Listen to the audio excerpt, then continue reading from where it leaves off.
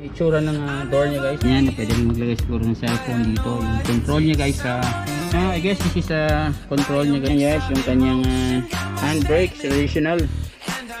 And touchscreen pa rin siya. I don't know what's the size of this. Of course, yung control niya sa air conditioner. And yes, ganda. So meron pa siyang ganito guys, dito.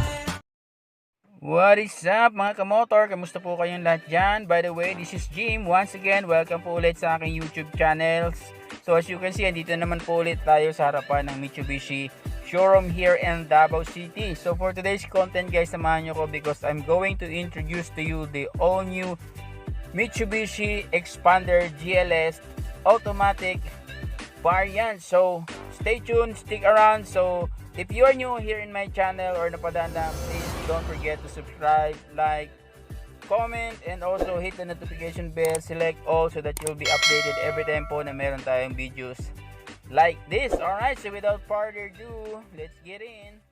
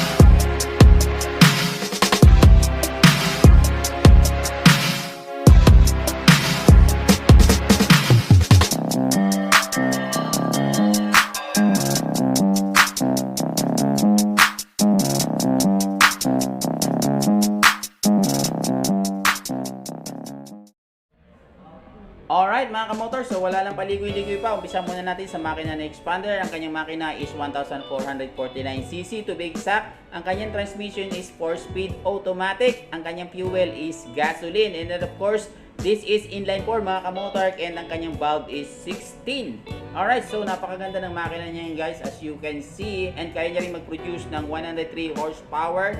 And ang kanyang maximum torque is 141 Newton meters, and ang kanyang fuel tank capacity mga kamotor is 45 liters. So okay na rin siya given na 1.5 liter engine nga ang kanyang makina, and I'm sure napakatipid ng makina ni Expander. Alright, so dito naman tayo sa harapang bahagi ni Expander, no? So makikita nyo napaka-sharp talaga ng itsura ng kanyang daytime running light, and ang kanyang headlight mga kamotor is halogen. Although ang kanyang signal light is only bulb type, but is overall okay naman siya, and talaga namang mapapansin nyo ang kanyang front looks is talagang modern na modern, no, mga kamotor. Kaya no, comment lang po kayo dyan mga kamotor kung anong sa inyo sa front ni Expander. Yan mga kamotor, ano, swabe yan kung ako ang tatanungin nyo mga kamotor. And makikita nyo meron na rin siyang fog light mga kamotor. Although para sa akin guys, medyo mababa na ang pwesto ng fog light niya, no? Sana ginaya na lang nila yung Strada na nakasama na rin yung fog light doon sa headlight and signal light niya, no? So medyo elevated siya. But it's only my opinion. It's overall okay naman siya when it comes especially sa looks. So pag-usapan naman natin ang wheels na Expander. So you can see mga kamotor kayo, napakaganda ng kanyang mags, and niredesign na rin po yan, ano? Iba na yung itsura niya when it compares dun sa 2020 models. Ayan, napakaganda niyan. And ang kanyang size guys is 16-inch alloy, and ang kanyang tires is 205/55 R16. Ang kanyang braking system guys, meron siyang ABS plus ABD. So napaka-secure yan guys when it comes to braking. And ang kanyang suspension at the back is MacPherson strut. So ayos na ayos yan mga kamotor.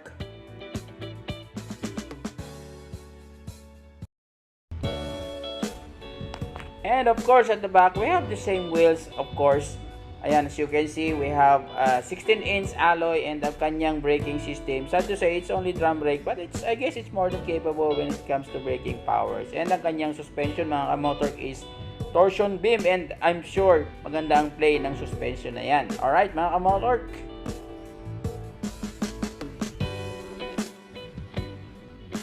At the back mga kamotor, if I'm not mistaken, it's all LED. We have LED brake light, turn signal, and reverse parking light. Alright mga kamotor, so napakaganda rin ng pagkakadesign yan. Well, it depends na lang how we like the way it looks. Alright mga kamotor, so ayun.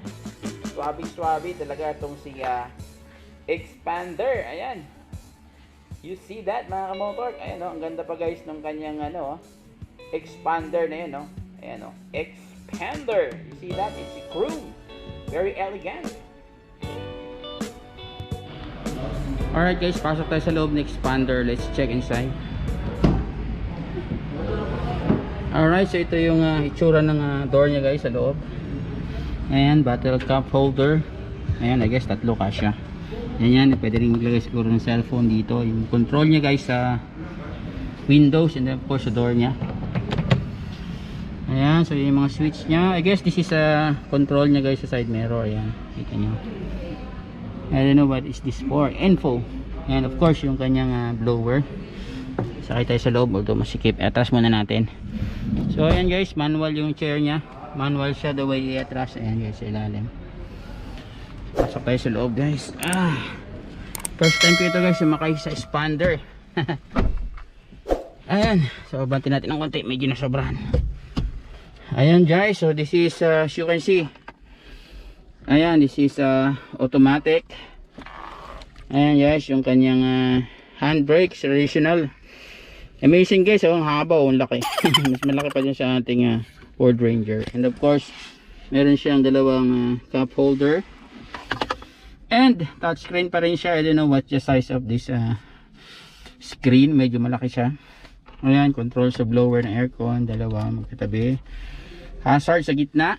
And of course yung control niya sa aircon guys. Ayan, it's all manual. Ikot-ikot lang.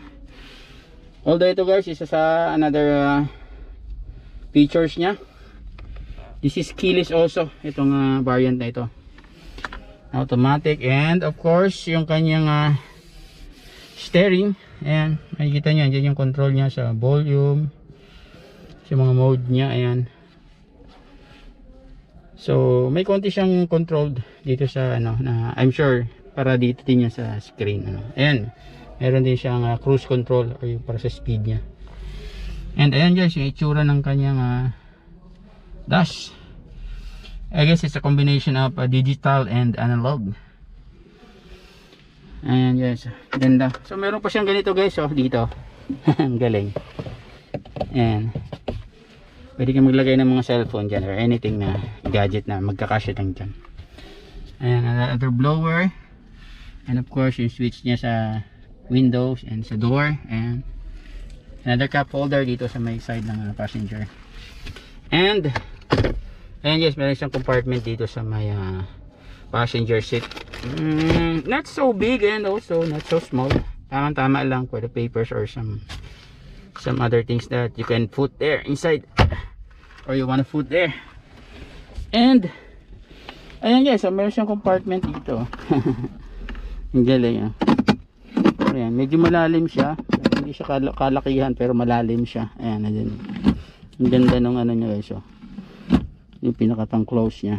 Although hindi ka pwede mag-rest dito, mababa masyado. Just a compartment. Ayan, and then ayan, yung likod niya guys. Brand new pa yan guys. May cellophane pa. I guess this is also a 2021 model if I'm not mistaken. Ayan guys, nakita niya sobrang haba ng blower dyan sa aircon din yan.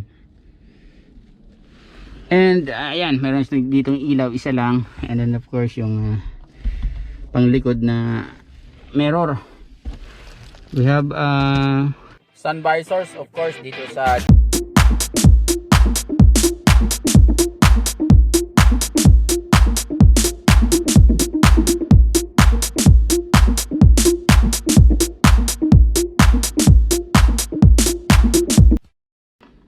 this is automatic variant ng Xpander. Ayan, meron siya dito outlet and 12 volts and USB and guys auxiliary.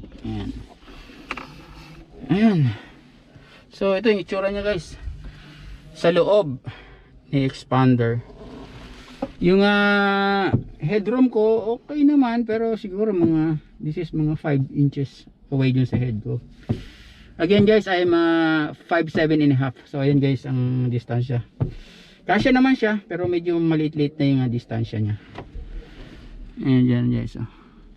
So pupunta tayo sa likod guys, i-check natin yung upuan doon sa likod. Let's see how it is. So tara, labas tayo guys.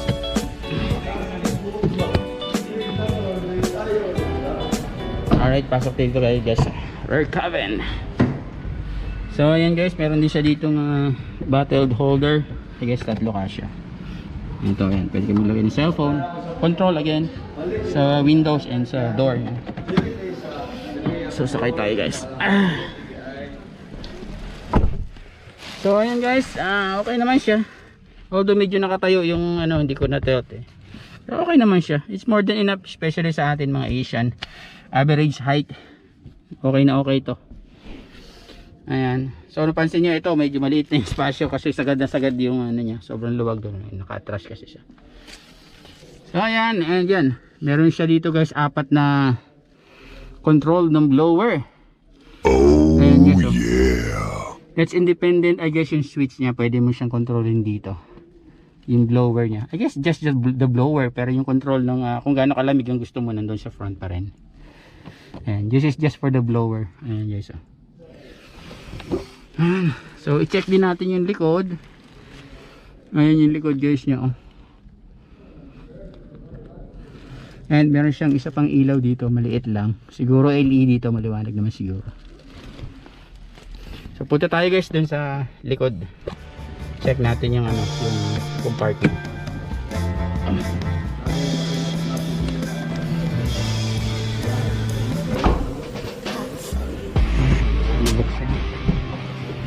Ayan guys, let's see. Ayan guys, galing. Alright. So ayan guys, ito yung loob niya. Medyo maluwag. So foldable yung upuan niya guys. Napo-fold siya. Pwede mo siya, I guess pwede mo siyang totally flat pag meron kang ilalagay na medyo malalaking sizes. So, okay siya. Ganda guys. Okay na ito guys para sa small family. If you have a 5 person in the family, that's perfect ito. Pwede din itong pang biyahe. Pang outing pwede. Alright, let's close it. Ayan guys, and of course meron siyang wiper sa back. Very common yan sa mga ganitong klase ng sasakyan. Alright, so that's it for today's content mga kamotor. Again, this is Mitsubishi Expander GLS variant 1.5 liter engine, and this is automatic transmission mga kamotor. So if you want more videos like this, please give us a thumbs up, comment down below, and of course hit the subscribe button, hit the notification bell, select all, and so that you'll be updated every time that we have new videos like this. Alright, so that's it mga kamotor. I'll see you on the next one. Always ride safe. Peace, bye.